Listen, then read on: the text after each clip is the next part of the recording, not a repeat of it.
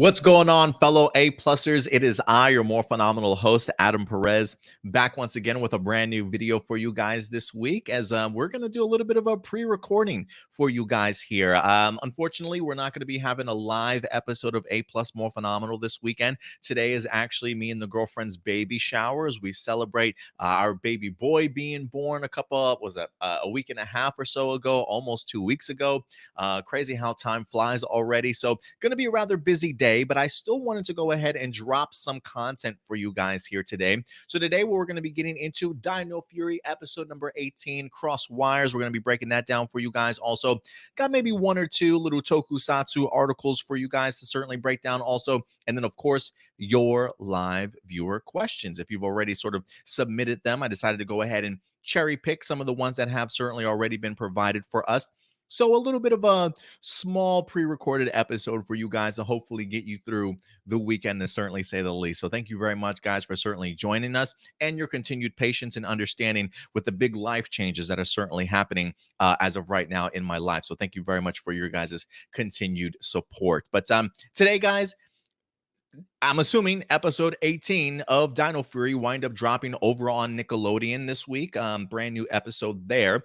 Currently already up on Netflix. If you guys have not had the opportunity to check it out, all of season 1 of Dino Fury is over on Netflix. So even if you don't want to wait for my reviews to certainly drop or wait till I get to any particular episode, you can go ahead and finish off the season right now if you'd like to over on Netflix, guys, and definitely go ahead and give me your thoughts. But today, Dino Fury episode number 18 did in fact drop over on Nickelodeon, and it was certainly worth a talk. So let's go ahead and get into it, guys. A little bit bummer that I'm not going to have you guys here to kind of bounce off discussion questions and topics from this episode, because remember, at the end of the day, these are simply just my A-plus opinions, but I always want to know yours. So what did you guys think of episode number 18? Let your thoughts be known in the live chat or the comment section box below after this particular video winds up airing. Another solid entry, if you certainly ask me. I think they had a really great spotlight episode, not only on Izzy, but Ollie as well, getting the opportunity to see these two characters really get pushed to the forefront a little bit. Some clashing, to certainly say the least. So I love the spotlight on Izzy along with Ollie. And we also even had ourselves a great new Zord formation that I honestly was not expecting in here whatsoever in the Fusion Ultra Zord. This is probably one of the better combinations that I've definitely have seen. It's probably my new favorite. I don't recall it too much from Real Soldier, but I do recognize it, to certainly say the least. So I am glad with the new Zord formation that we wind up getting in here, as trust me when I say there's plenty more to certainly go for the remainder of Dino Fury seasons 1 and 2 that I'm really looking forward to. So overall, a solid episode, one that was really enjoyable, certainly made me laugh a little bit with some of the dialogue that we wind up getting. Rather impressed with a lot of the original footage in here. And speaking of the Zord stuff, there's a part of me that thinks that maybe there was some original Zord footage in here. And if it's not original Zord footage, I feel like even maybe some of the Super Sentai footage that they use, I'm wondering if they even added special effects to some of these attacks and maneuvers that we certainly see in this episode also. So overall, really enjoyed it. I'm not going to say that this episode floored me or anything like that. Definitely not my favorite episode of the season, but solid and enjoyable, to certainly say the least. And Dino Fury continues with the great sort of momentum that it's provided ever since episode 1, if you ask me. I feel like they really have not faltered too much throughout this entirety of this season. So kudos to Simon Bennett and the rest of the cast and crew for putting together a really solid and enjoyable episode here this week. A couple characters we got to talk about, right? The first one being Izzy. Couple things real quick. We get the opportunity to see her leaving classes here at the end, in the beginning of this episode. Fern kind of running her down a little bit to kind of catch up. Fern continues to be a great supporting character. I do love that aspect of this season, not forgetting about their supporting characters, even though I would like to see the other gentleman that we wind up seeing, that Javi was trying to hook up with Izzy. Maybe he's too embarrassed to kind of show his face around after the miscommunication that everybody certainly had and the misunderstanding a few episodes back. But I like the usage and the reoccurrence of a lot of the supporting characters. I mean, hell, we even got Pop Pop in this episode towards the end that felt a little bit out of place felt a little bit shoehorned because I thought that the episode was certainly wrapping up, and then all of a sudden, Pop Pop kind of sort of comes out of nowhere. I mean, don't get me wrong, I love the Pop Pop character. I'm always going to be down to see him pop up wherever. See what I did there? But this one just felt a little bit confusing because of the fact that it was at the very end. It feels very much like just a placement in order to push Izzy into a brand new situation for herself to really prove what she can do now that she's learned a lot at the end of this episode. But the part of me that understands it is I kind of think that this is probably maybe even a lead in to next week's episode 19, the matchmaker, where I think we get the opportunity to see Amelia and Pop Pop, or at least Amelia helping Pop Pop get ready for a date. So maybe the introduction and the bringing in Pop Pop at the end of this episode was a great way to just sort of lead in to the next episode. So I'm not sure if that's how they handled it, but that's where I would certainly assume. It just felt a little bit off to me, but I definitely understand that, to certainly say the least. The Fern stuff continues to really impress me. Especially in the handling of the relationship between Izzy and Fern. I know that sometimes this can be a really delicate, sort of topic, certainly for some people, but I feel like they've definitely have handled it as best as you possibly can for a kid show, in the sense of really using kid gloves, right? Like, we're not even getting a kiss on the lips. It's just kind of a kiss on the cheek. Whether or not that's something that they eventually explore, who certainly knows? But little innocent little things here, right? Izzy joking about, oh, that's my girlfriend, winking sort of thing, and holding hands, and just the little appreciation that they give to her. So, I don't know if the little peck on the cheek bothered anybody or not. I truly don't care. But for me, I felt like it's very much kid gloves, not really trying to offend anybody, but just showcasing you can love anybody that you certainly want to in your life. And listen, there's plenty of female friends that I've definitely have that have greeted their girlfriends with kisses on the cheeks, on the lips, because of the fact that they know each other, even, whether they're coming or going, whatever the case may be. So I feel like it's almost a natural thing, certainly for some women to definitely do.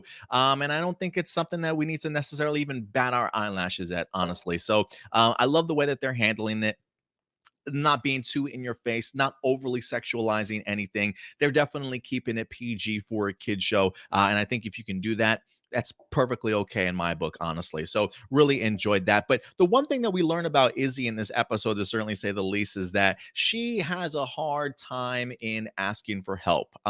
Very prideful, which to a certain extent I can definitely understand. You've got Fern trying to assist her in her electronics class that she's clearly struggling with. Ollie even offers to help with her electronics class, also to help her study. And she clearly doesn't want it. She feels like she's certainly more than capable. And she even mentions in this episode the fact that, she's so good at so many things. You know what I mean? Like, people have always kind of pushed her to be so good at things, pushed her in her studies. She's clearly a really good student overall. Doesn't really have problems when it comes to school, maybe even aces a lot of the stuff that she has. But trust me when I say everybody has a weakness, right? For me, my weakness was math, and maybe science, and maybe history, and maybe, no, I'm just kidding. Definitely math though. But so I get it. And there is a part of me too that can relate with Izzy with being a little bit prideful. Like, don't worry, I got this. I appreciate the help, guys. Thank you very much. She's not rude in the way that she dismisses people, but she definitely feels like, I got this, no problem. It's not going to be a big deal, sort of thing. But it is a big deal. When you are portraying yourself certainly to be something that you're not, and your teammates certainly depend on you to live up to what you said that you were capable of doing. You know what I mean? And so we see a situation here where, even though she's struggling in electronics class, she apparently is good at electronics, according to her and what she's told the rest of the team, because Ollie certainly leaves it up to her in here to go ahead and take care of Void Knight's trap, and in the process of doing so, clearly has no idea what she's doing, and makes matters worse when she puts her teammates sort of in harm's way. Saves other people, but does so in the process of putting putting Javi and Ion to sleep in this episode. And that really catches the disappointment of Zato along with Ollie in here. I'm glad that they tackled this way in this episode than they have previously, where I feel like anytime a ranger does something wrong, the entirety of the team is immediately against you, and all of a sudden sort of just leaves you on an island to sulk and feel shitty about yourself before the resolution at the end of the episode. Whereas in here, even though we do see Zato questioning Izzy, Ollie maybe being a little bit harsh around the edges in regards to how disappointed he certainly is with her, I love that Amelia at least sticks around and tells her that it's going to be okay and is being the supportive voice in her ear and doesn't really let her leave her side the entirety of the disappointment that winds up occurring. So I appreciate them handling that way, that while there is levels of disappointment from some of the team members, there is at least somebody that still has your back. You know what I mean?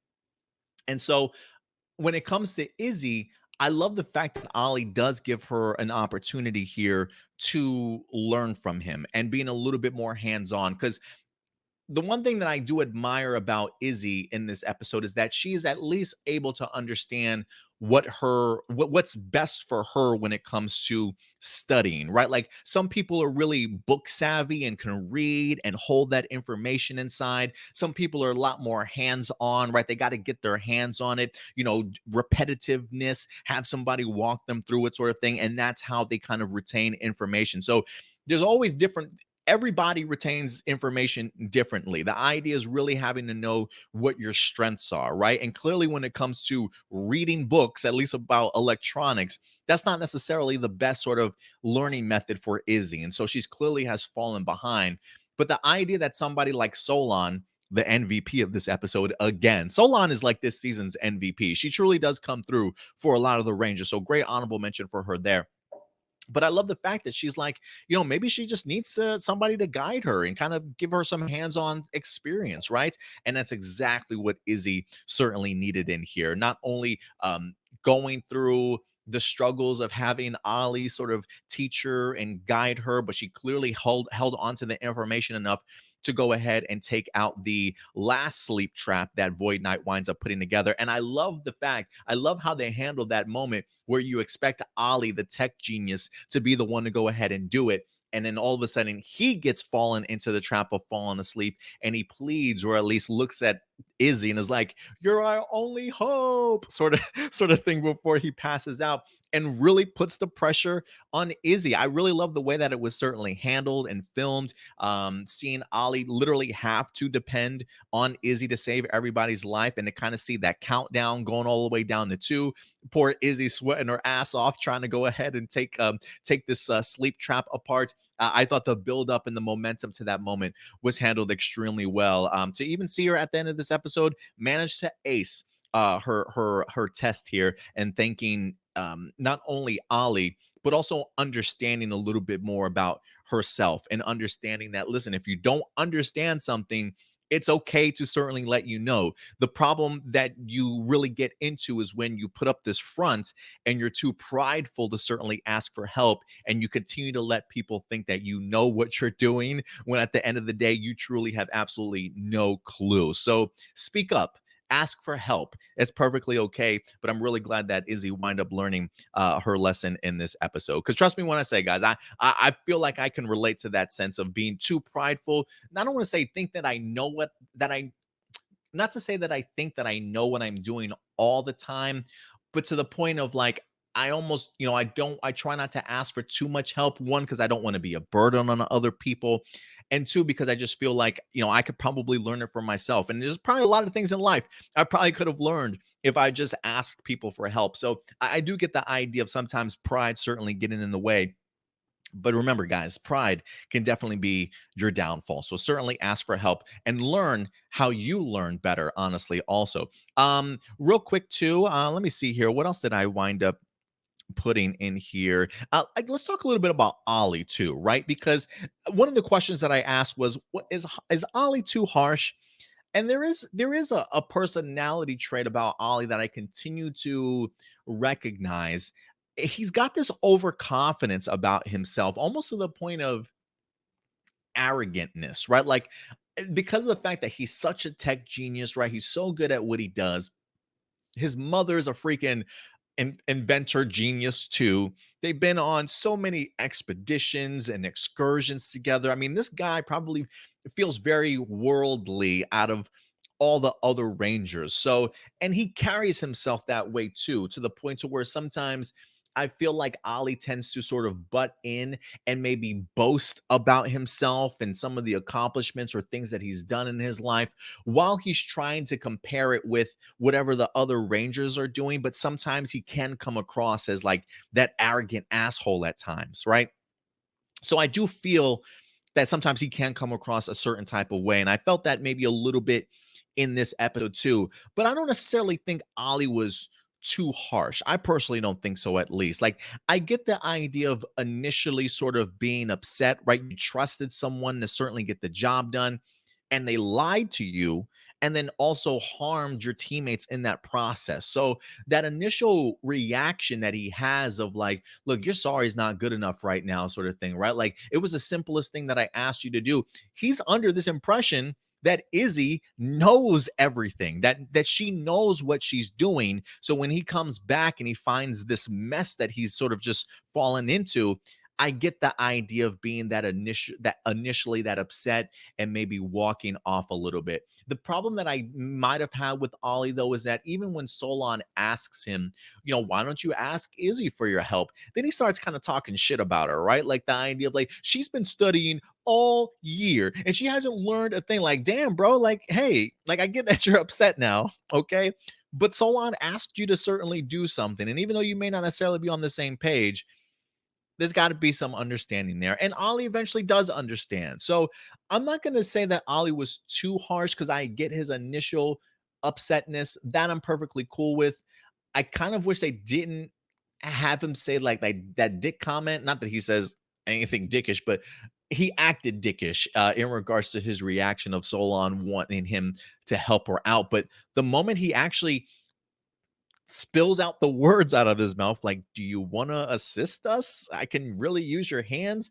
After that, me and Ollie, we're right here, man. We're right here. Educate, and help. And that's exactly what he wind up doing in here. So again, MVP here when it comes to Solon, bringing these two together, explaining why he should cut her some slack, and also finally getting the opportunity to teach her himself, which is exactly what he wanted to do, and it worked. So before we know it, it's Professor Ollie helping out Izzy in this episode, and the world is happy all over again. So it definitely worked out for me. I really love the way that Ollie and Izzy handle things. The fact that Ollie needed Izzy's help at the end of this certainly went a long way also.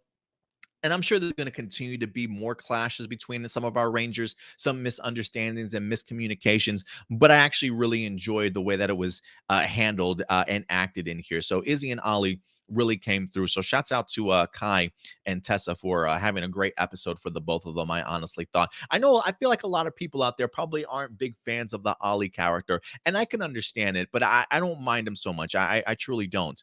One quick honorable mention I also have to talk about in here. The humor just continues to work really well with me. Like I'm a really big fan of some of the dialogue that we've been getting. I don't know if you guys are finding some of the stuff cringy or not, but I really enjoy some of the humor that we had in here. It's a little things truly do go a long way for me. Like a couple of moments I even put down Amelia's joy from the Zato compliment about her pancakes, right? Like the fact that they tried all these different things to wake up Ion along with Javi, and none of them worked. The fact that they mentioned they even made pancakes and maybe that breakfast smell, to kind of awaken them. And then Zato's like, well, the pancakes were great. If you look at Amelia, she just gives a super cute reaction. Hunter Dino continues to do amazing work as Amelia. Again, it's a little subtleties, the little things of just the joyfulness that brings Amelia happiness. I loved it. I also love the other Amelia line in here when they get into the Fusion Ultra Zord, and she says, "What does the Zord do?" Wait, no spoilers. I absolutely love it. Even the moment of Javi waking up from his sleep, but I but I want to sleep longer, Dad. And then he looks up and he sees everybody there. He's like, "Oh, that's embarrassing." Like just a little subtleties go a great way. Ion even had a great line in here. He's like, "All right, I guess it's time to wake up, sleeping Bluty," and then everybody like just cringe. But I appreciate a good pun. I really do appreciate a good pun. And then of course, even if you guys catch towards the end of the episode when Izzy's coming back out of the building, the class center or rec center, whatever the case may be.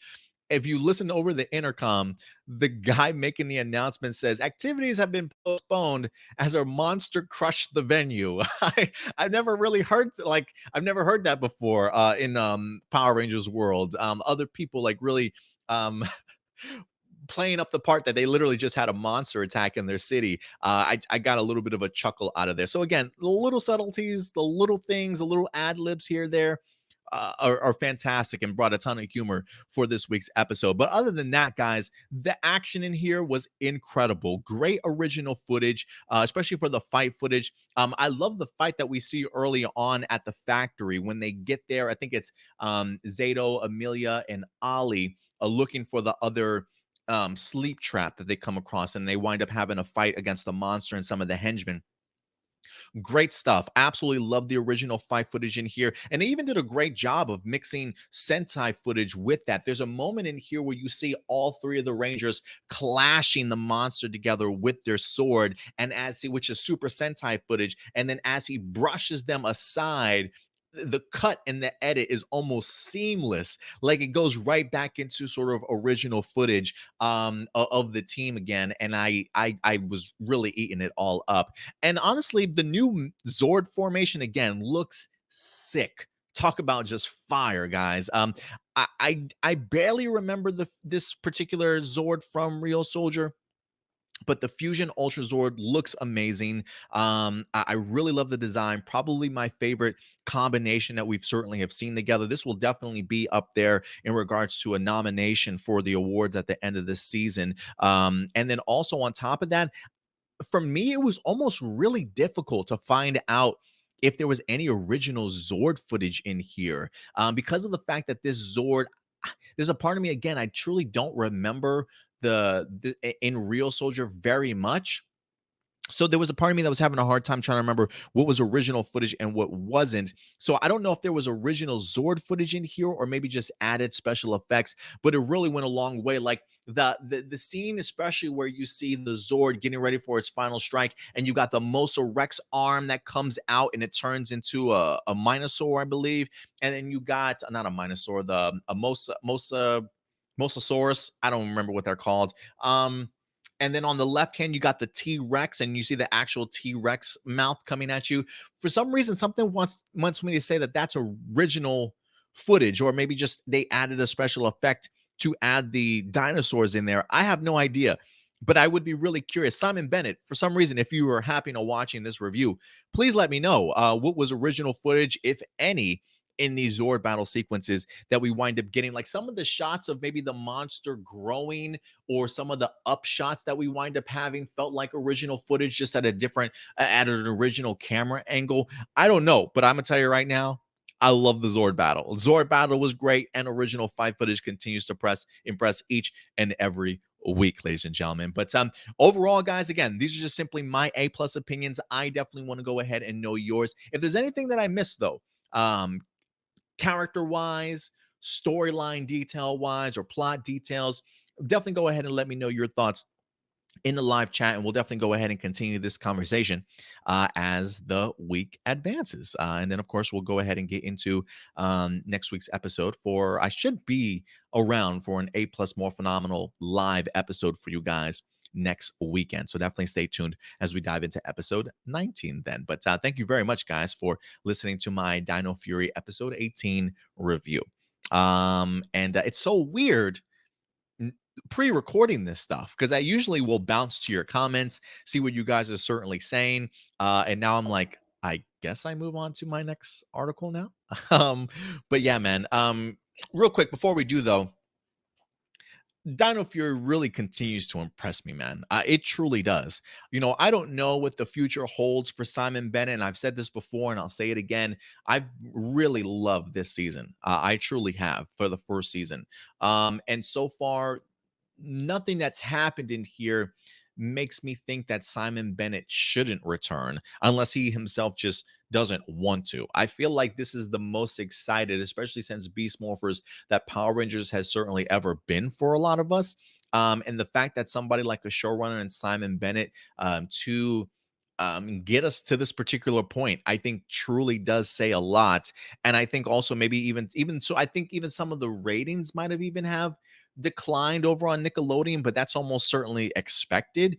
But even the idea of it returning to Nickelodeon and seeing, like, if you look at the ratings, I believe they even shot up even more than I think maybe even other past seasons of Power Rangers, leading into the second half of the first season. So Hasbro, if you're listening, if Simon Bennett wants to come back, please um, get your hands on him, and certainly find some way to certainly get him involved, because Dino Fury has been an excellent season so far, and really impressing on all fronts. But yeah, guys, definitely go ahead and let me know your thoughts in the live chat or the comment section box below.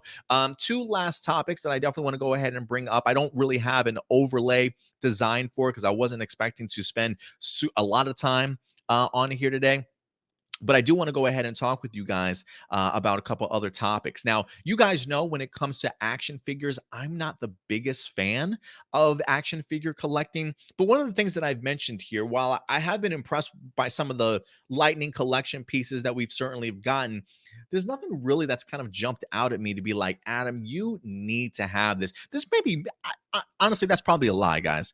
Maybe like five things I probably have seen from Lightning Collection that's like, that's going to be a must have someday for me. And I've yet to certainly purchase them. But one of the things that I have been interested in possibly getting involved in, for some reason, back in the day, I always loved SH Figuarts in regards to just their, I don't know if it's their mold, their articulation, their designs, and things like that. I was really fond of what the look of those were years ago. I feel like it's been a minute since I've actually seen a great SH Figuarts design, at least when it comes to Super Sentai.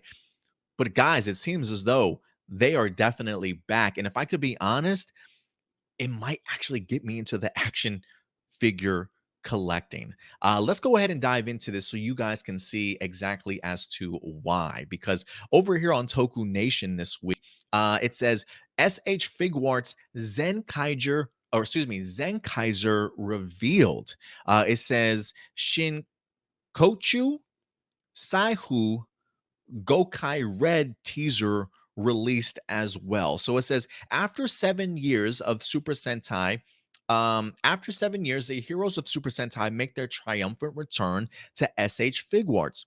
Official images of SH Figuarts Zenkaiser has now been released at this year's Tamashii Nations event, showing the leader of the 45th Super Sentai series, Kikai Sentai Zenkaiser, recreated in exquisite detail. This new release is scheduled for May 2022 with a modest price tag of 6,600 yen. But that's not all. It appears the Shinkochu Saihu process with also come to the Super Sentai lineup, with the first choice being none other than Gokaiger's Gokai Red. Unfortunately, no other release dates for this marvelous update have been confirmed at this time. It says Bandai Japan is currently running a special online survey asking what fans would like to see in Super Sentai SH Figuarts lineup. So it looks like they have an opportunity here for fans to go ahead and make some suggestions. So here's let me pull up some photos here for you. This is the SH Figuarts. It looks very much like the figures in the back might have been their previous line, whereas you've got Zenkaiser and Gokai Red pushed up front to represent sort of the new line and the new releases of the SH Figuarts. And I gotta say, man, these just look so damn slick. I cannot wait to try and get my hands on this. Listen, as much of a love-hate relationship as I have with Zenkaiser and Zenkaiser, the series itself, I absolutely do love the Zenkaiser design. I think the costume is just so incredibly slick. I love the colors, and just getting the opportunity to see what the figure is going to look like now. Guys, can I be honest? I need this in my life. I need this in my life. Not only do I need Zenkaiser, but I definitely will also need to get Gokai Red. And believe it or not, I've been actually checking out the Ultraman Trigger SH Figuarts design too. I'm such a fan of Ultraman Trigger at this point that has truly won me over, that I feel like I need to start representing some of these characters and things like that. I mean, look at all the different poses this Zenkaiser character can do, and he looks great. The build looks great. His legs don't look too skinny. It looks as though everything is really well proportioned on him. And I feel like maybe that's the upgrade that SH Figuarts has certainly done. Like, it feels like they've either improved their mold, made their body pieces like the arms and the legs a little bit broader, so it looks like it's more proportionate to one another. I don't know what they did or what they changed, but I love this, man. I absolutely love this design. And I'm probably gonna order it myself. I hate the fact that I gotta wait around till May to certainly get it, but I'm gonna talk to my brother over in Japan, see if he can either purchase this for me, see if he can help me get some pre-order. I don't know if this is available for pre-order. I don't know if this is not available for pre-order until May. I absolutely have no idea. I have to do more research, but I love the look of this, guys. I truly love the look of this, and I want one. I want one. So, Toei, listen, I do a lot of reviews for you guys. SH Figuarts, I would love to promote some of your work here. So you know, help me out. Help a brother get some action figures. But yeah, and then this Gokai Red just looks great. I'm a big fan of Captain Marvel as also, so definitely going to be a win for me as well. But listen, guys, there definitely do feel to be similarities.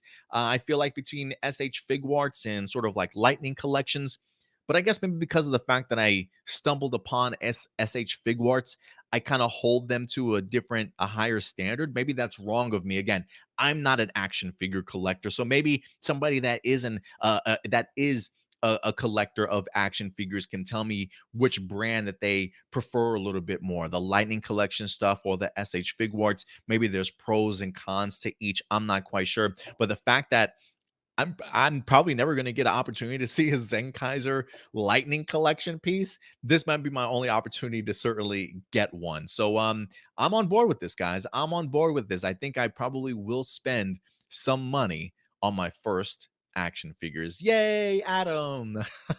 I don't know, man. I'm celebrating for myself here. So I thought that was pretty interesting. Just something I wanted to highlight to you. Maybe it's something you guys would be interested in purchasing for yourself. Also, definitely go ahead and do some more research and see if you can land one of those Zenkaiser SH Figuarts, ladies and gentlemen. And with that out of the way, I do want to jump into one more topic. And when it comes to Tokusatsu, this is another heavy topic. Okay, guys, I'm just going to be honest with you. I'm not going to try and go on a gigantic rant or anything like that, but it is a heavy topic that I thought should be interesting to at least bring up, because there is a reason why I would like to discuss this. When it comes to Tokusatsu, when it comes to just Toei in general, it's not always rainbow and sunshines when it comes to that particular company. This past week, guys, we wind up getting some allegations towards Toei in regards to how some of their production sets and their companies might be run. There actually was a lawsuit filed against Toei this week for several things in lines with like harassment, along with also just toxic sort of work conditions. What I will say towards this real quick before we even get into the article, I'm almost feeling like this is a trend everywhere you go. And when I say that, and I mean that in the sense of like production companies, right? Or really big production companies. One of the things that we're noticing, especially here in the States, whether that be movies or TV, anything dealing with Hollywood production sets and things like that, it's not the easiest job in the world. They definitely ask a lot of you, to the point to where we almost had a strike here. And for all I know, a strike could certainly still be coming over in Hollywood, with some of the unions pushing back against some of the production environments that happen certainly on the sets, right? The idea of long hours, very short sort of turnarounds, the safety on the sets not necessarily being where it needs to be, really putting a lot of people in danger, right? I mean, when you have people working 15 plus sort of hours a day, 5 to 7 days a week, right? Maybe not even giving them overtime pay, maybe not even paying them certainly a full living wage, if you will. You have people coming in after working 15-hour days, getting 3 to 4 hours of sleep, and turning right back around and having to work that time period again. All right. Like having somebody on low energy, having to do a job that maybe puts somebody's else life in their hands, sort of thing, doesn't really add to a very safe sort of working environment or conditions. It's something that I feel like over the past maybe 5 years or so, maybe even less than that, maybe the last 2, 3 years or so, it's kind of being brought to our attention a little bit more than anything. And there's a lot of awareness that's certainly happening to it. And so for me, there was an element to myself thinking to myself, like, man, is that how we treat our workers here in the United States when it comes at least to Hollywood productions, again, movies or TV? But it seems as though it's almost a worldwide thing, to the sense, and I don't want to say a worldwide thing. The Toei situation that we have right here is honestly like the second or third time that I've heard about it. But the fact that the same things were happening elsewhere is truly disturbing to me, honestly, in the sense of just how studios really treat their workers and how they view their workers. And so the fact that Toei is also struggling with this, I don't want to say surprises me, but it kind of does. So let's go ahead and dive into this article, because there's also an added element to this that I definitely want to tackle. And that is really also in regards to Common Rider Revice, ladies and gentlemen, because that's where this lawsuit is coming out of. And so I do think it's important that we highlight this. Let's go ahead and dive into this. Shout out to Tokusatsu Network once again, tokusatsunetwork.com. That's exactly where this comes from. It says lawsuit filed against Toei for harassment and toxic work conditions. An anonymous assistant producer has filed a complaint against Toei on Sogu Support Union regarding various issues. Here's the letter that was written to them. It says, "To whom it may concern, I am currently employed at Toei.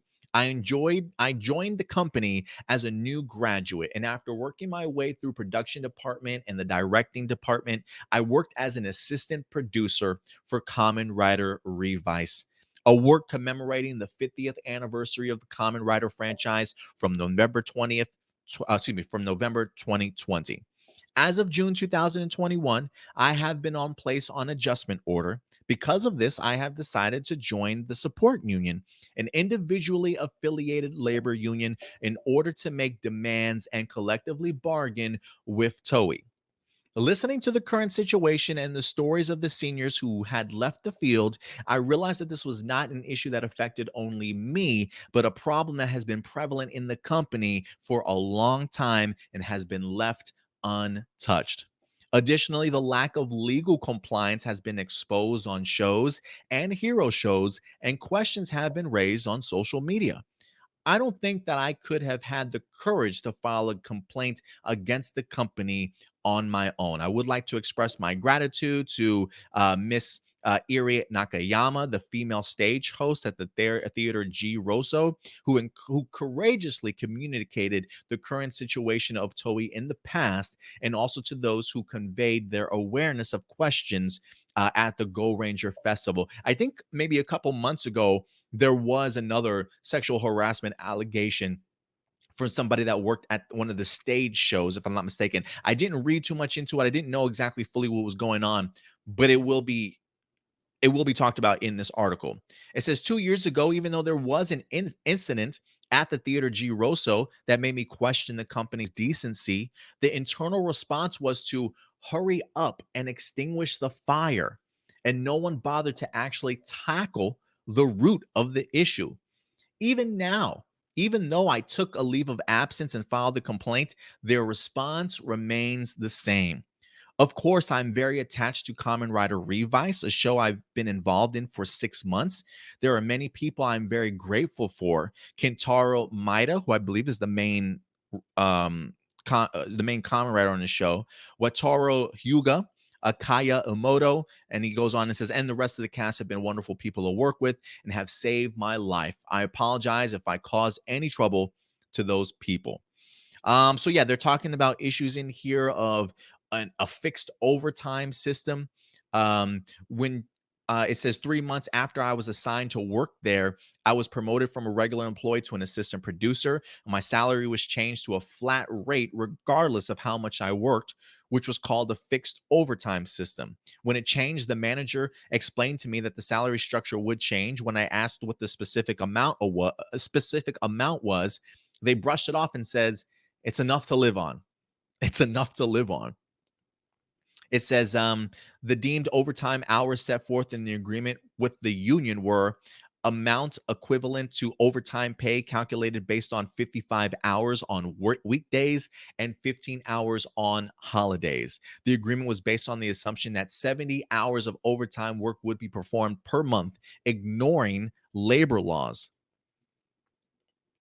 It says, in addition, the head of the resources department explained to us that the reason Toei introduced the fixed overtime system was because we cannot control the hours in our work as producers. This is not in the nature of overtime pay. Currently, we are demanding that Toei admit that this fixed overtime system is invalid. There's also sexual harassment allegations. It says, I was sexually harassed by 2 staff members on set. The first was a freelance staff member in his 60s. We exchanged Line, which is a messaging app for business purposes. He persistently contacted me. When I ignored his messages and left him on red, he called me. On a winter cold day, he even held my hand. When I consulted the internal hotline, they were unable to give me a warning from within the company because it's not a criminal offense. And since he was a freelance staff, not an actual Toei staff member, they couldn't do anything. They ended up putting a vague notice in the staff room and called it a day. The second one was a brief.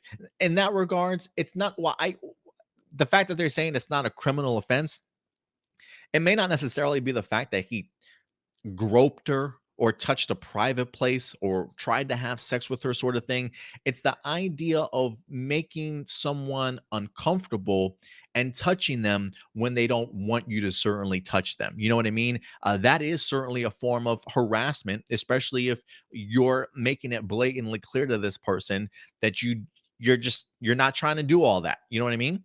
It says the second one was by a freelance assistant director with the excuse he called direction.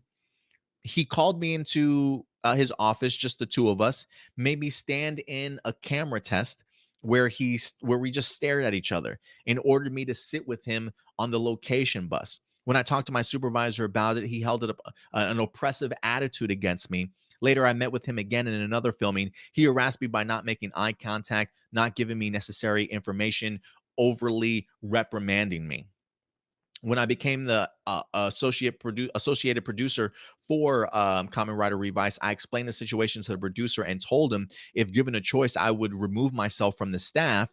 And the producer reacted with, "You're lucky to be popular in such a short period of time," as in like she was lucky she even had this position to begin with, and because of that, it's almost like it's okay, right?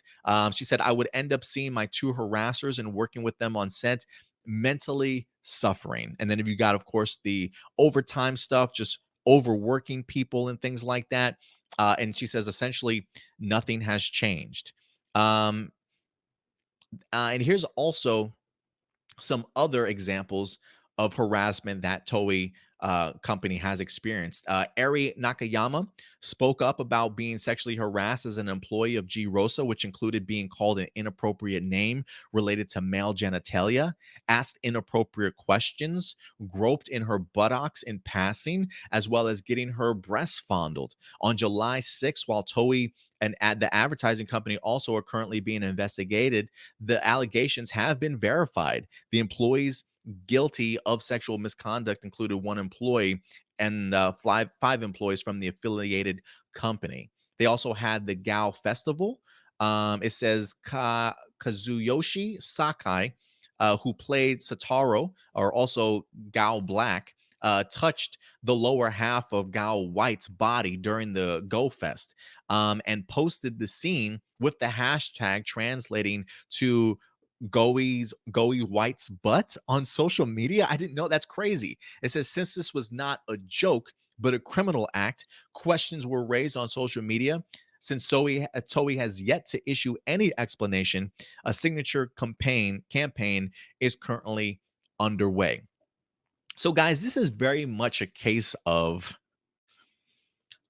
turning a blind eye to the situations that are certainly happening in their company. Um, and it's pretty disturbing, man. It's pretty disturbing. And look, I don't necessarily know how the Japanese culture handles things, but I can tell you right now, the Japanese women that certainly are working for Toei do not appreciate the mentality that Toei certainly has, whether it be against the women that certainly work for them, how they certainly view women, and what they personally feel like they can certainly get away with. It feels as though Toei is still stuck back in maybe the 80s, and hasn't necessarily progressed with the rest of society at this particular point in time. So the fact that we've got people over at Toei, especially when it comes to Kamen Rider Revice, that professionally feels that she's being harassed, being overworked, being sexually harassed also to that extent, um, is really troubling to me. Especially because of the fact that not even when it comes to Kamen Rider Revice, but just other Toei affiliated, um, activities and stage shows, whatever the case may be, the same thing continues to happen. I will be interested to see if other people wind up sort of coming out of the woodwork and maybe sharing some of their personal experiences also, because this feels like this is what, number two or three allegations towards Toei within the past couple of years that certainly has happened. So I will be interested to see if others wind up stepping up and letting their voices sort of be heard also, as they definitely deserve to be. So while here in the States, when it comes to Hollywood or any production set, movies and film, while we're personally still working on things, trying to make these environments better and safer for a lot of our employees, Toei definitely needs to go ahead and get on top of that as well. And so one of the reasons why I wanted to bring this up, guys, is because of the fact that it does feel as though Toei is truly struggling with what's okay and what's not okay. And the idea here that we continue to see Toei not holding themselves accountable for these actions brings me right back to my issue that I have with Kamen Rider Revice, ladies and gentlemen. It's funny. A couple of weeks ago, I believe, I'm trying to remember what we talked about here that brought it up. Oh, it was the NFT stuff when it came to Hasbro, right? One of the things that I mentioned was, while I appreciate the energy that people are giving for the pushback against NFTs, I was a little bit disappointed and kind of like shocked at just the amount of energy that people put towards certain things and not other things. The same people that wanted to, not, I don't want to say, I don't want to say that. I don't want to say that. What I want to say is, some of the people, I should certainly say, that I'm sure pushing back against NFTs because of the fact that it harms environment, there's a cause that they clearly want to go ahead and fight against. I was curious as to whether or not some of those people that were so outspoken felt that same way about Kamen Rider Revice, right? People still giving Kamen Rider Revice a voice on Twitter. People mention the idea of, I'm not, I'm completely against the actions of the Kamen Rider Revice voice actor for Vice because of his blackface racial stereotypes antic that he wind up doing. They're very much like, oh, well, I'm very much against that. So to show Toei I'm against it, I'm not going to buy their toys. I'm not going to spend my money. But they still watch the show. They still promote it. They still talk about it on Twitter on the regular basis, reviews, pictures, yada, yada, yada. So clearly, the idea of racial stereotypes like blackface that people tend to do from time to time doesn't bother them that much. Okay. And I remember the idea that when I put that question out there, like, for those people that are pushing against the NFTs, are you also watching Kamen Rider Revice? Right? You're willing to fight for the environment, but not fight for racial stereotypes to just, to stop sort of mentality. And some people came and said, that was a really shitty take on my part, that they didn't necessarily agree with my position. And that's fine if you don't necessarily agree with it. But a lot of those people that said something also mentioned the idea that, oh, well, it's just one person. You guys remember that? It's just one person on the set of Kamen Rider Revice. Everybody else out there is just simply out there to make uh to simply want to make, great television, to inspire people, to make people have fun. Yeah, it's terrible we've got one piece of trash on Kamen Rider Revice, but it's only just one particular person. Well, you know what, guys? It's not one particular person. Now is it? Now is it?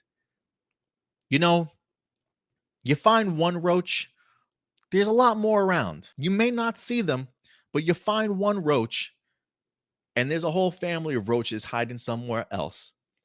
So to be that naive sometimes, I don't even say blind, but to not see the bigger picture here is what truly disturbs me. The Common Rider Revice stuff, the Vice stuff that we talked about months ago, while that's only one person and that's troubling in itself, now you're telling me that there are more people on Common Rider Revice that, while it may not necessarily be racial, they clearly have a particular mindset of thinking that certain things are okay and that it's okay to certainly get away with things and not take other people's feelings into account.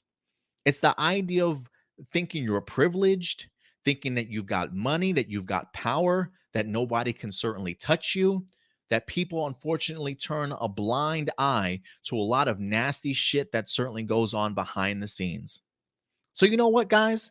While I feel extremely disappointed and really upset that this woman has had to deal with this, I continue to feel really good about my stance about not watching Kamen Rider Revice or giving it any sort of positive news or really talking about it much on my channel.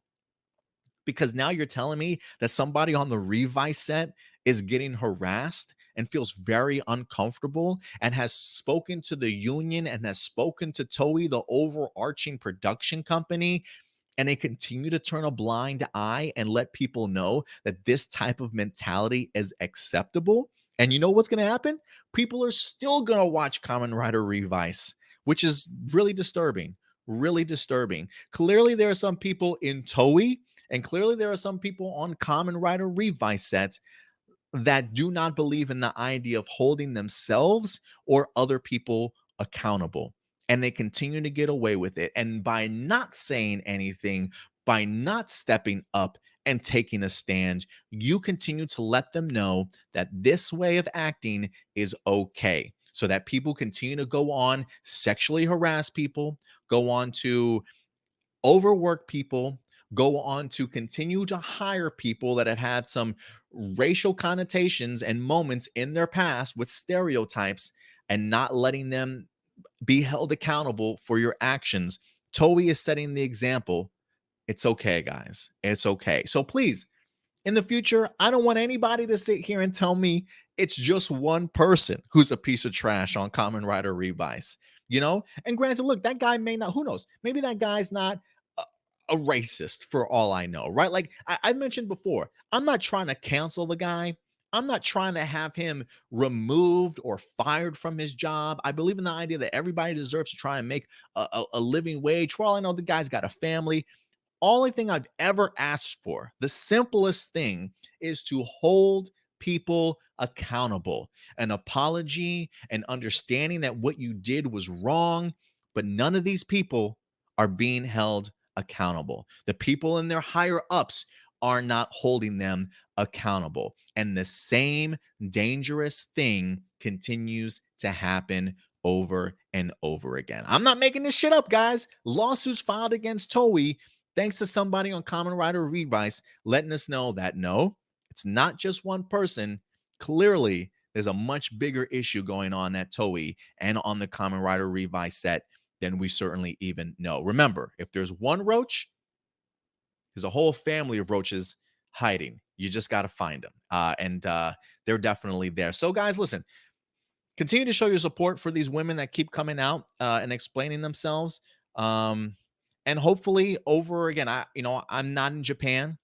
I don't know what the Japanese culture is like. I don't live amongst them. Maybe that's something I should ask my brother who works over there, who's seen what the working environment is certainly like. Maybe I'll have a couple of questions for him also.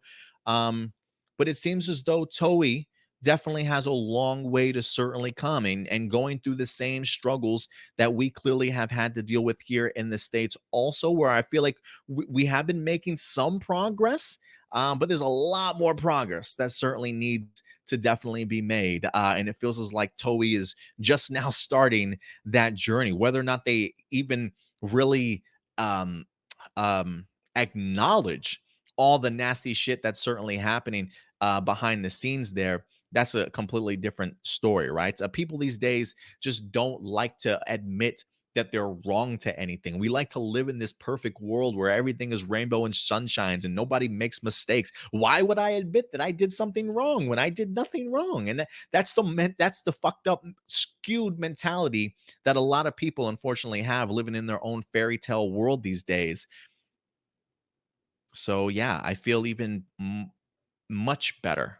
Well, I don't want to say I even feel much better. I actually feel even more sad about my stance to not watch or talk about Kamen Rider Revice on social media. Like I said, I barely talk about it here on my show, and the times that we do talk about it, it's to chew an asshole into Toei and the production team on Kamen Rider Revice, which is a little bit of a bummer because going into the season, I was really pumped for it. I really wanted to watch it.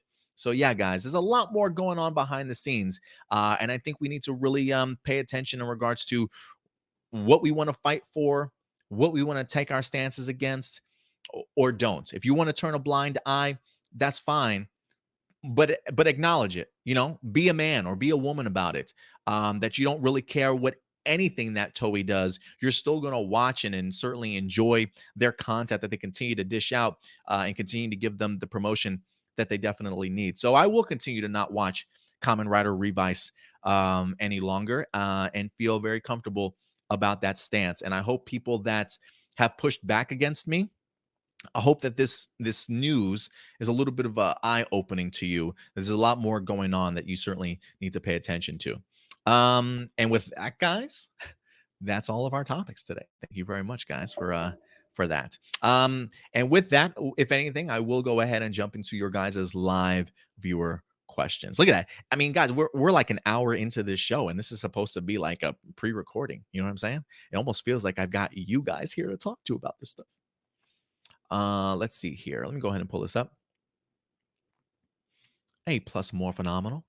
If you guys ever have any questions, feel free to submit them over anytime during the week. A plus more phenomenal at gmail.com. Again, a plus more phenomenal at gmail.com. A couple questions. Let's go ahead and dive in. Marcelino Vasquez.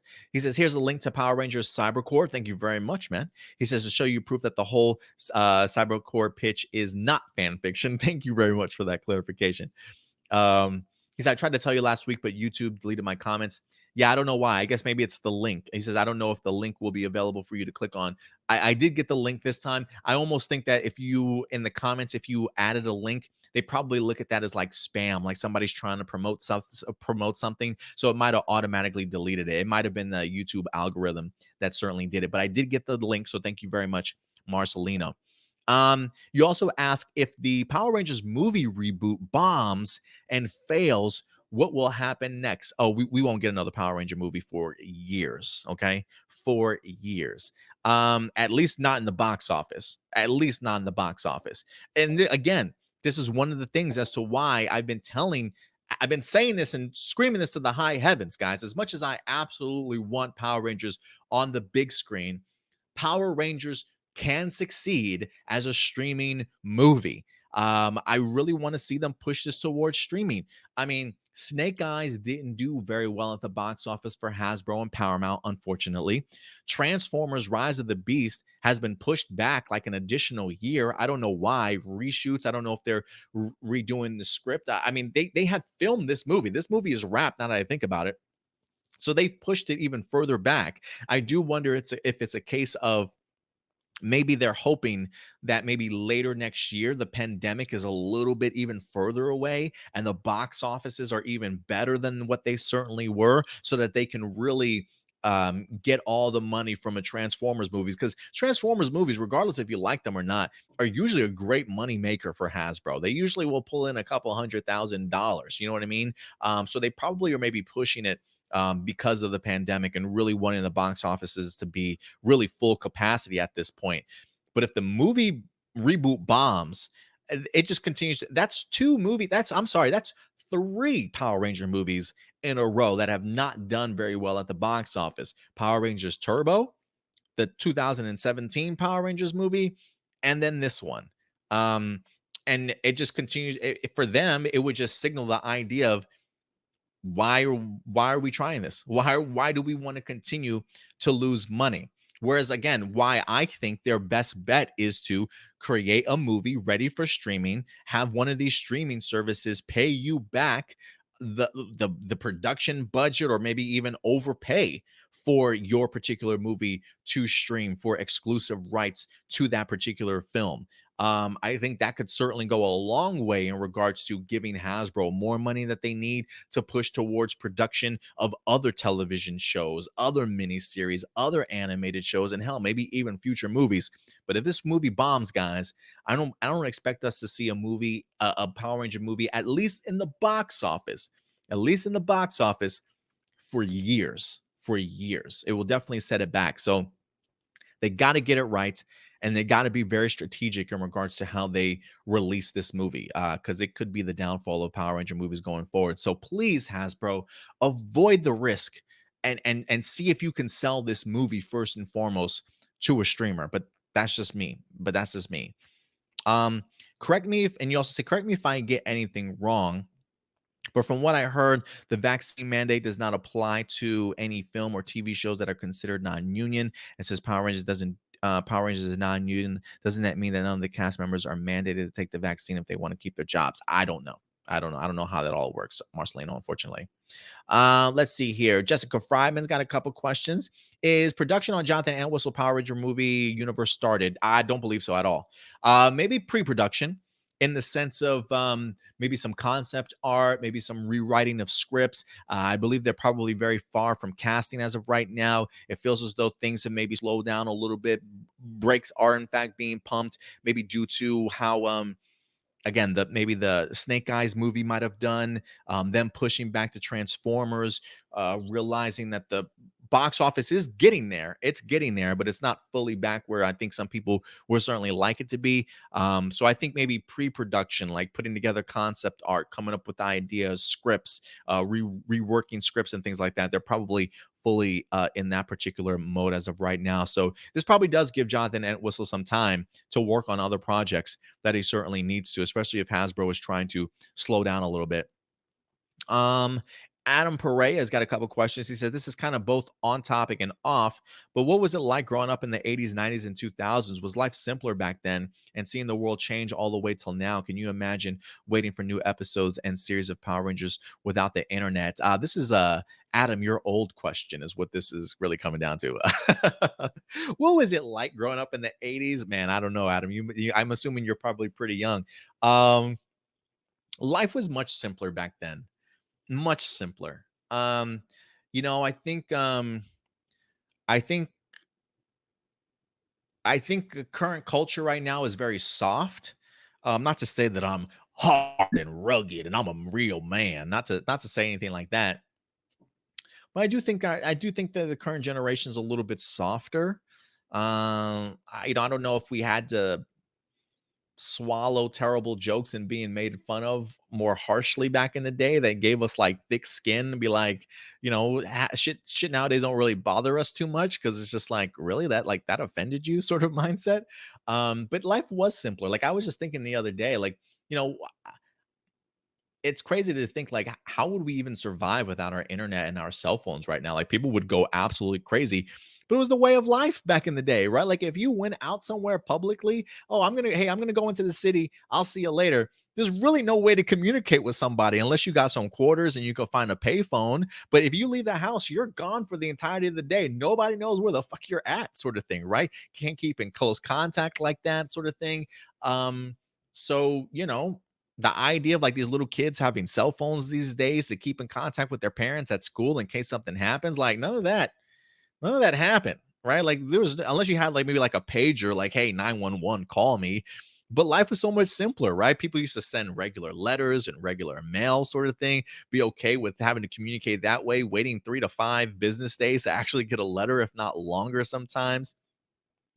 So growing up in the 80s, for me, it was at least it was pretty fun and pretty simple, Didn't really have to worry about crazy ass technology and keeping up with people outside of just your immediate family and friends, sort of thing that were around in your neighborhood. I feel like it allowed for more social activities, people to kind of hang out and get to know each other better growing up as a kid. Great cartoons, great television shows with some incredible life lessons that this whole idea of like being woke these days, if these people lived in the fucking 80s, they would lose their shit probably. Like I just feel like there are certain topics when it comes to like animated cartoons growing up in the 80s and 90s that maybe even pushed the envelope a little bit in regards to life lessons that they were teaching kids, stuff like even more advanced in their own ages. I just feel like I don't know. I think we were able to swallow things in regards to learning stuff a lot easier, not getting so incredibly offended by things like we certainly are today. I don't know if that's society just growing. I think there definitely are some moments of seeing society grow with how they are maybe treating people a little bit differently now. Maybe being a little bit more understanding that some things are cool to say and some things just aren't. They should certainly avoid. But I just feel like life was definitely easier, more simplistic back in the day.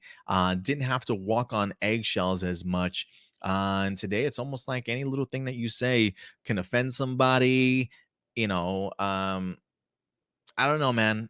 I don't know, but society has changed a lot since I was a little kid, and I don't necessarily know if it's been for the better. I think the internet has really ruined this world. I truly think so. I truly think so. I think it just allows us to see and bring out the ugly side of everybody. Can you imagine waiting for new episodes in the series of Power Rangers without the internet? I mean, I can because I had to as a kid. But back in the day, we didn't have all this stuff of knowing what's behind the scenes and spoilers, things that we had to avoid, right? Like we knew when new seasons started and when they ended. Sometimes you would know when a new episode would drop on one week. Next week, it would just be a repeat, and you'd be like, "Damn, no new episode." So trust me, life was a lot simpler, man. A lot less things that we had to worry about and stress out about. I had a great childhood, I feel like. Great childhood.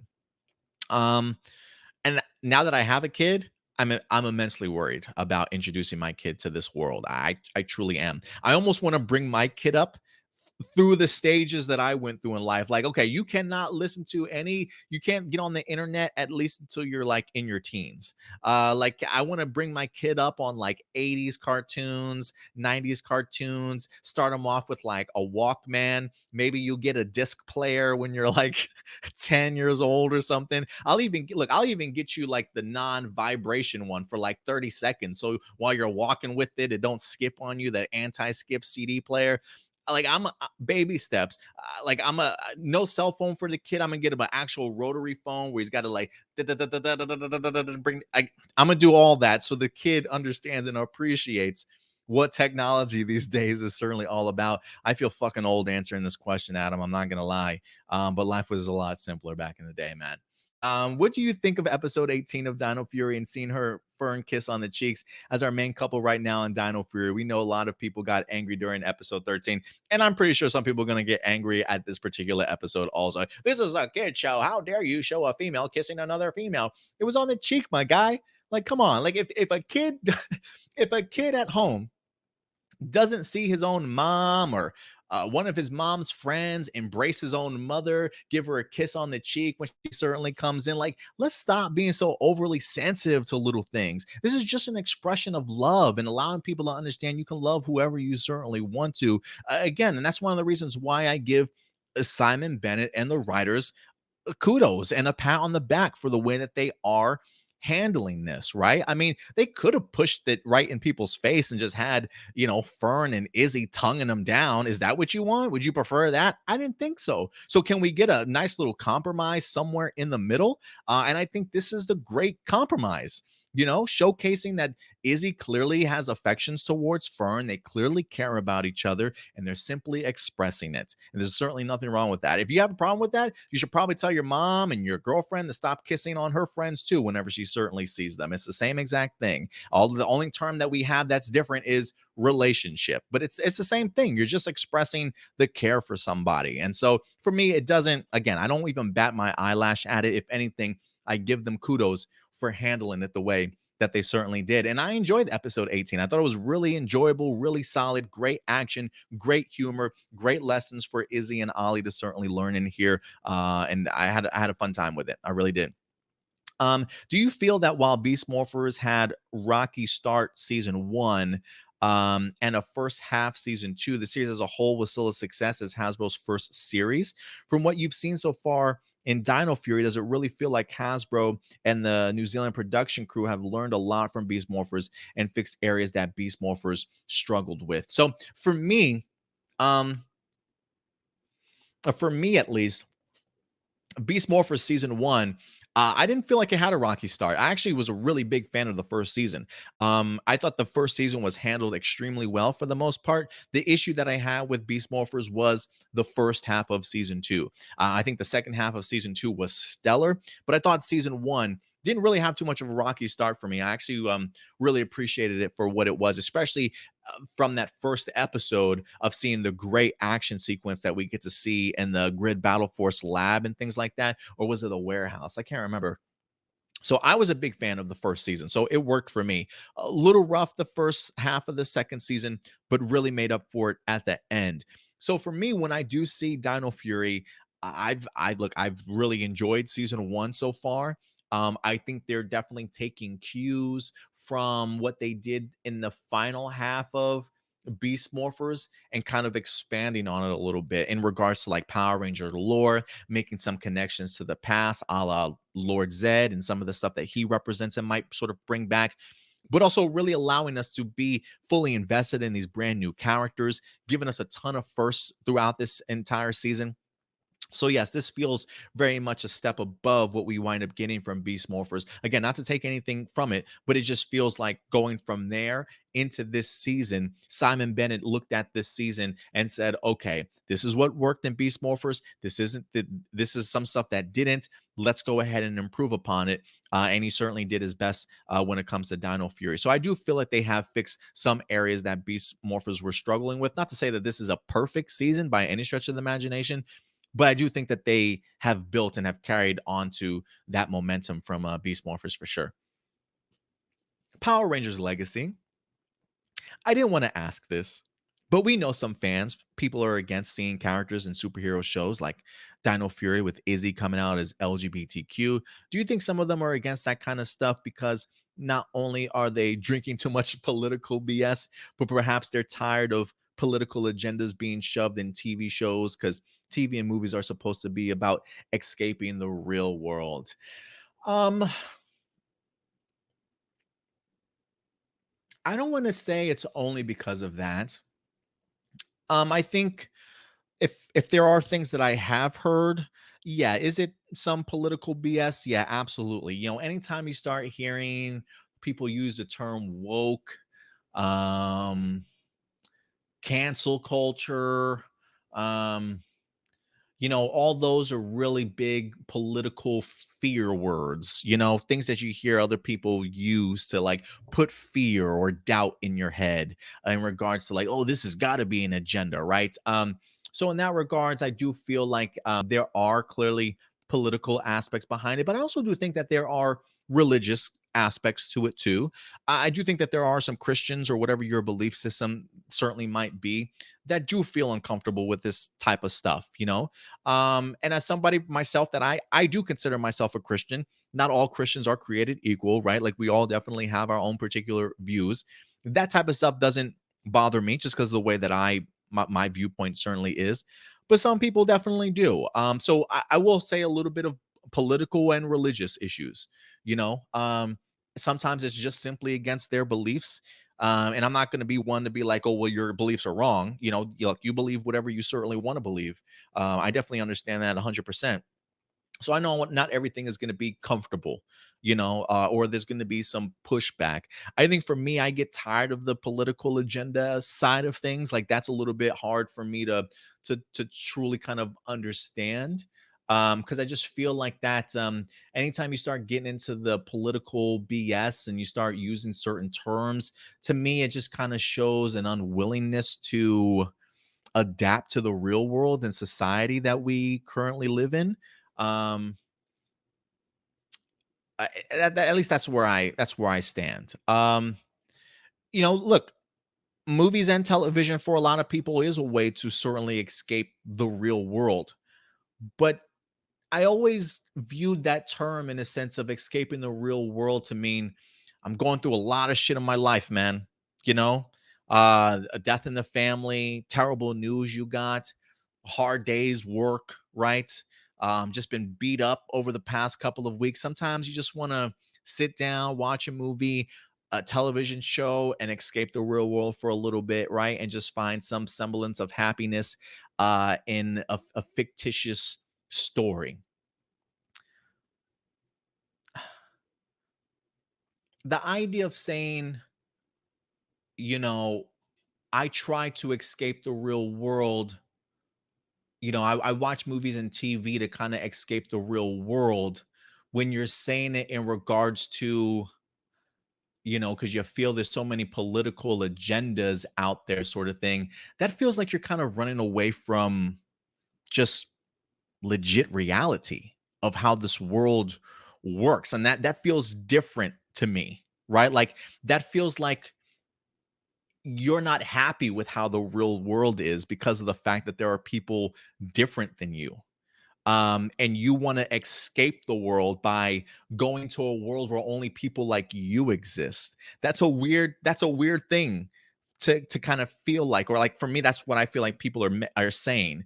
You know, when they see things like Power Rangers introducing exclusivity and LGBTQ and that type of thing. When people say, oh, I don't want that on my television shows. I try and watch TV to escape the real world. Oh, okay, so you want to live in a fantasy world for your entire life.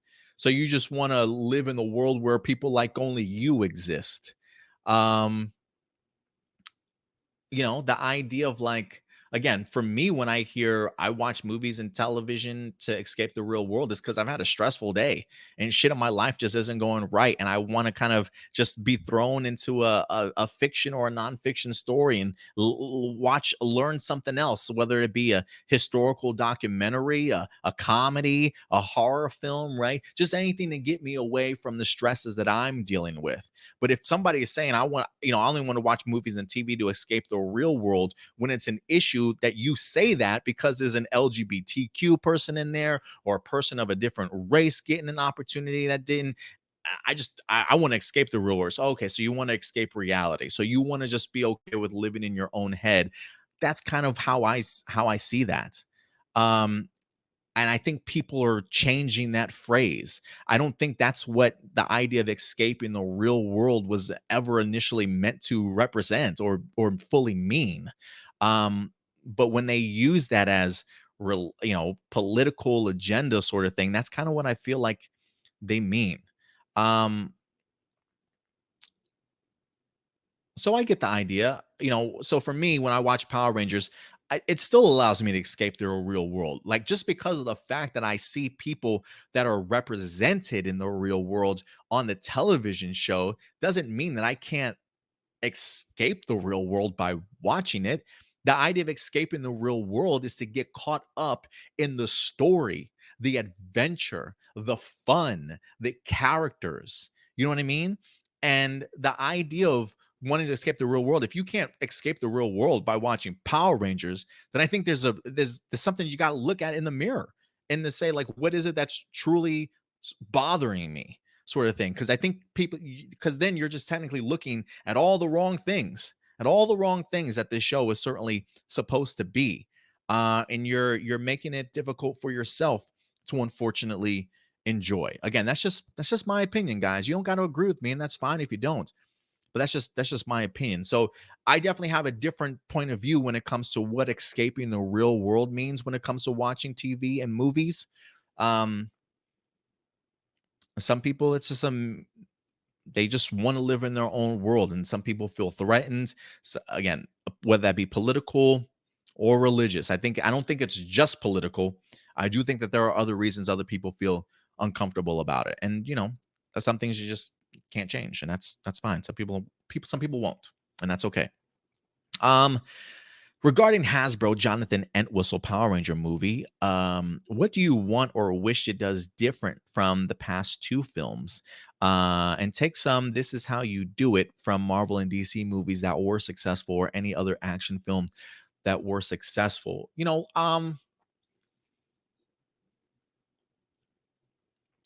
I think,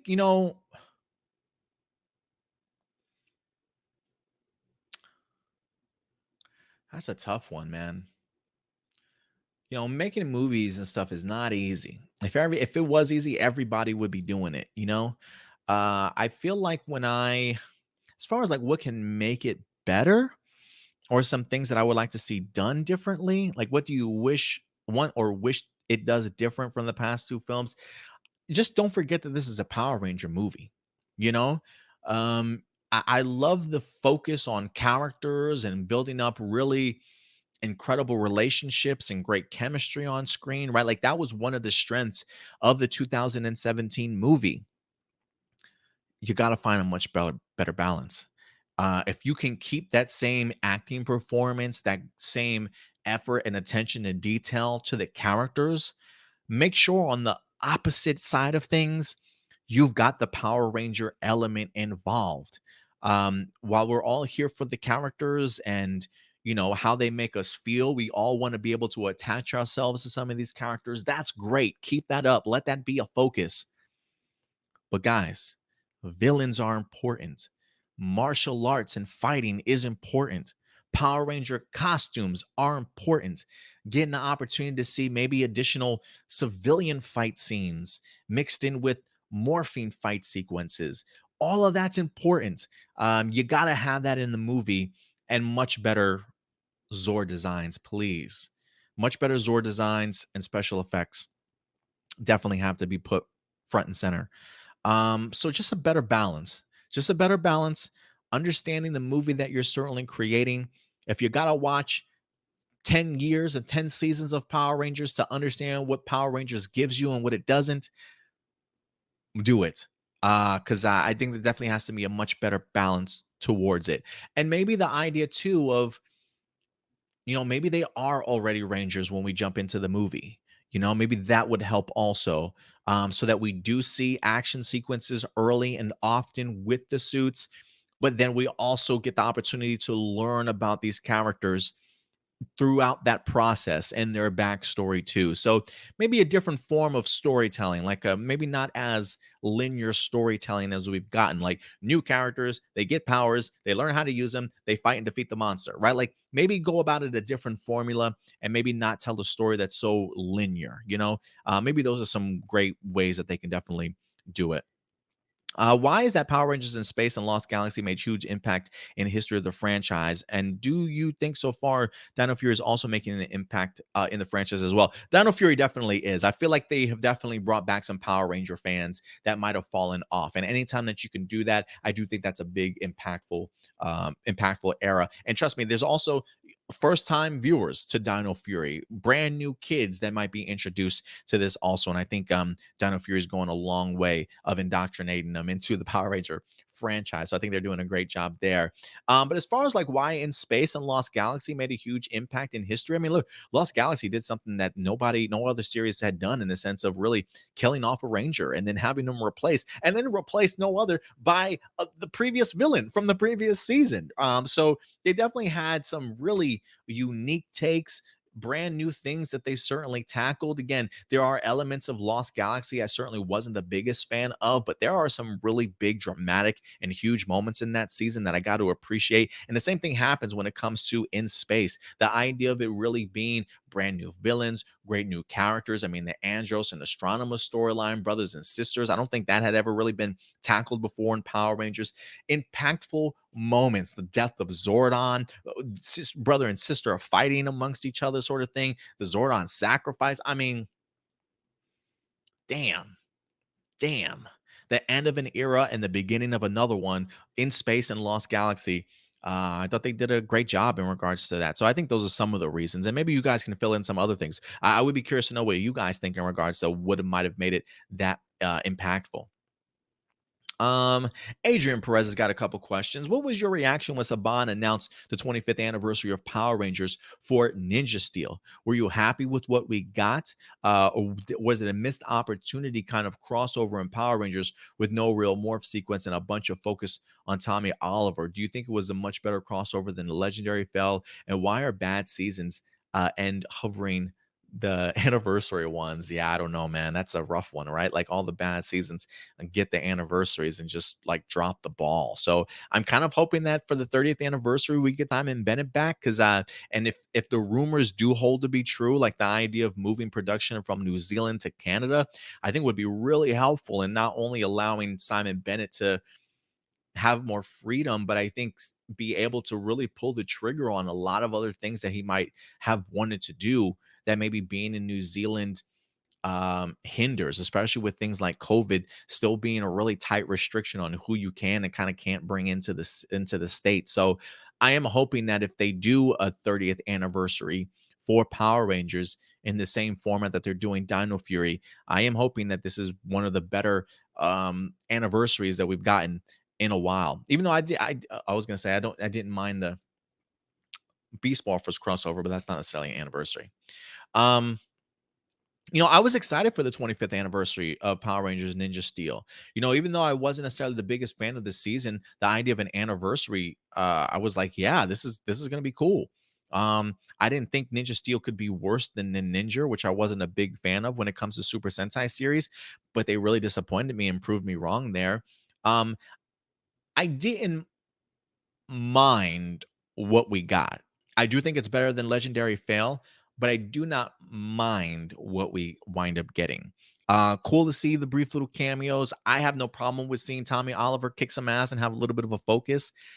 Um, but it felt rushed to me. I wish it was a little bit longer, a little bit more elaborate.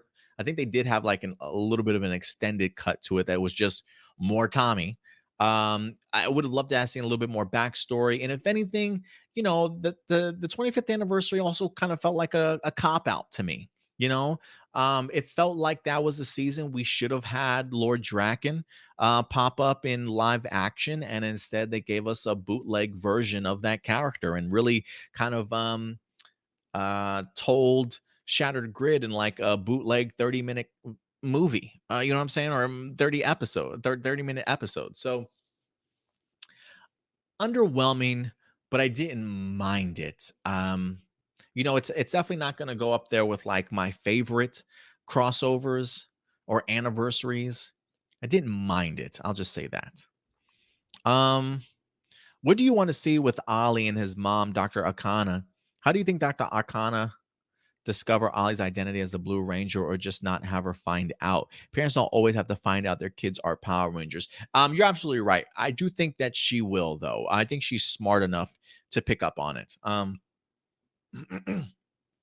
do wonder if the recent incident at the beach will maybe give her some ideas, but she's extremely smart. I would be surprised if by the end of the season she has no idea, but I think she's gonna find out. But anytime Dr. Arcana's on screen, I don't care what she's doing. She's a scene stealer. Okay, so more Dr. Arcana. Please clarify. When we had the Dino crossover and Austin St. John came back as Jason, did Hasbro already have the rights to the franchise, or was it still by Saban? Just like the 25th anniversary, we still lacked in full morph sequences and backstory to Jason. If they didn't use footage of the Ninja Steel Rangers fighting stock footage from the Ninja, we could have got Jason's full morph sequence and reference to what he's been up to. I'm under the impression that they did have the rights. That's maybe a question for Joe over at the Illuminati. He might know in regards to it, but I felt like they probably had the rights to utilize it and maybe made some select choices and what footage they used and what they didn't when it comes to the anniversary or the Jason appearance. But I am under the impression that they did have the rights. Let's see here. And then, of course, last couple of questions come from AJ. 2 years ago, when you were still covering Beast Morphers, you mentioned that if Power Rangers went back to one season and 44 episodes, it would keep the momentum going instead of annoying hiatuses or international spoilers. How do you feel about Zenkaiser being a single season with 40 plus episodes? Look, I mean, that's not just Zenkaiger. I mean, that's every Super Sentai season. I mean, maybe during a Super Sentai season, we might get two hiatuses, and that's like a week apart, right? Like, I feel like Toei does not miss a beat in regards to it. But for me, I love the format. I truly do. If I can get 44 episodes in a single year of Power Rangers, hell to the yeah. I'll take that in a heartbeat. And if you can manage to spread that out over the year to where it literally lines up for, the return of I guess, well, if it's 45 episodes a year, 52 episodes or 52 weeks in a year, it doesn't feel like you miss out on 7 episodes, though. Maybe I'm missing something there. Because I feel like there's maybe only, like, 2 or 3 hiatuses, only for, like, a week break time at a time. So I don't mind it. I really do love it. With it being Zenkaiger, that's a completely different question in the sense of it's kind of brutal to kind of get through, but at least I know I'm getting through it quicker, instead of having to wait forever for this show to certainly return like we do when it comes to Power Rangers. But I like it. I like I wish it was a format that Power Rangers handled. Like for instance, the rumor that we wind up getting of Zoos potentially being one season 44 or 45 episodes. That's great and all, but I'm still expecting them to split those up, in like 2 parts at a time or something like that. I mean, who knows? Maybe we get them, maybe we get them all at once. But there's a part of me that still expects Netflix to either drop them weekly with a little bit of a hiatus in between, or in 2 or 3 or 4 parts maybe, with little hiatuses or breaks in between. It may still just be one season, but part of me thinks that it's going to be one season that's still separated. So yeah, I don't know if they'll ever follow the Toei or the Super Sentai format. That's the format that I appreciate. If we ever get another adaptation of Power Rangers after Dino Fury and still uses Sentai footage, do you think we can get one that's 95% all new original footage? The past crossovers suffered from Sentai footage, besides how hard it is getting past actors back from Saban and Disney era. And you put some examples in there. Well, I think we're probably pretty close to that percentage already, honestly. I think somebody put up a format, or I can't remember. I wonder if I still have it. I'll see if I still have this picture in in my files or not. Or I don't even know if I even saved it. But there was some place that kind of even showed how little of Super Sentai footage is actually currently being used in Power Rangers. Like each episode, you'll barely get 2%, barely 3%. Oh, is this it? Let me see. Yes, here we go. Power Rangers Dino Fury from the first 11 episodes. Um, Here you go. You get to see exactly how much is original footage. So episode one was 100% or nearly 100% footage. You had 4 seconds of Sentai footage in there. 87%, 87, 94, 83, 91, 84, 89, 86, 90, 89, 91. So, we're super close to sometimes 90% or even 95% original footage. So while I do think that, if we adapt another series after Dino Fury, I still say, it wouldn't surprise me if they still utilize some Sentai footage, but it also wouldn't surprise me if we do get more to that 90, 95%, using as little as possible as you can. But who knows, if the next season is meant to be more of a buffer to um a next, a more original season, or to whatever Hasbro's working on their reboot and reimagined universe, then I can see them maybe utilizing the same amount of Sentai footage as they have when it comes to Dino Fury. But again, it shows you just how bare the bare minimum amount, it feels like, of Sentai footage that they're actually utilizing. So we have gotten a lot more original footage in this season than I think a lot of people certainly expect. I'm glad I was able to actually find that graphic. How come in all Dino Charge, the Rangers need their Energems to morph, but they use Dino Chargers anyway? That's a good question. Some episodes, the Rangers don't have their Energems, so they can't morph, but can pilot their Zords. And Beast Morphers Nate creates Dino Chargers fueled by Morph X. I guess Saban thought kids wouldn't put this together, making the Energems useless. I don't know. That's a good question. I'm glad you posed that question. Maybe somebody in the live chat can answer that one, because yeah, I didn't even really notice that. It's been forever since I've watched Dino Charge, and I really only watched the first season, so I barely remember that. But maybe I'll go back and check it out. But if you guys know in the chat, please go ahead and certainly let us know. All right, guys. I think other than that, I think that will wrap up all of the live questions that you guys have submitted over today. So thank you very much, guys, for certainly joining us. Again, I know we weren't able to do this live, but I definitely wanted to continue to still bring you guys content for the weekend while I do some celebrating myself for my baby boy being in this world. If anything, if you guys want to join us, if you guys are big Marvel fans, DC, heck, if you just like TV and movies.